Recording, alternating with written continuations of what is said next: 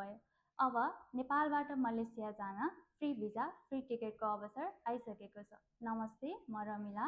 हाम्रो लान्टाङ ओभरसिजमा मलेसियाको प्रतिष्ठित security company caecum Malaysia एसटिएन बिएचडीको security गार्डहरूको 38 जनाको डिमान्ड आइसकेको छ र हजुरहरू पनि जान इच्छुक हुनुहुन्छ भने चाहिँ हाम्रो प्री इन्टरभ्यू धमाधम भइरहेको छ। प्री इन्टरभ्यू हाम्रो असारको 24 सम्म रहेको छ भने प्री इन्टरभ्यूमा पास भएको क्यान्डिडेटहरूको फाइनल अन्तर्वार्ता कम्पनीको प्रतिनिधिसँग असार 25 र 26मा हुनेछ।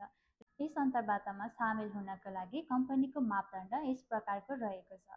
एक्स आर्मी वा एक्स पुलिस हुनुपर्ने, सिभिल सेक्युरिटीमा कम्तीमा पनि 4 वर्षको अनुभव हुनुपर्ने, न्यूनतम उचाइ 5 फिट 7 इन्च हुनुपर्ने र उमेरको हकमा 26 वर्षदेखि 40 वर्ष हुनुपर्ने, अङ्ग्रेजी तथा मले भाषामा राम्रोसँग बोल्न सक्ने। तर निम्न अवस्थामा भने हजुरको आवेदन अस्वीकार हुनेछ। मलेसियाबाट फर्किएको, चेकआउट मेमो स्ट्याम्प नभएको, मलेसियामा इलिगल र जेल सजाय भोग्नु भएको, बिदामा नेपाल आएपछि पूर्ण मलेसिया नफर्किनु भएको, मदिरा सेवन गर्ने र शरीरमा देखिने ट्याटु भएको।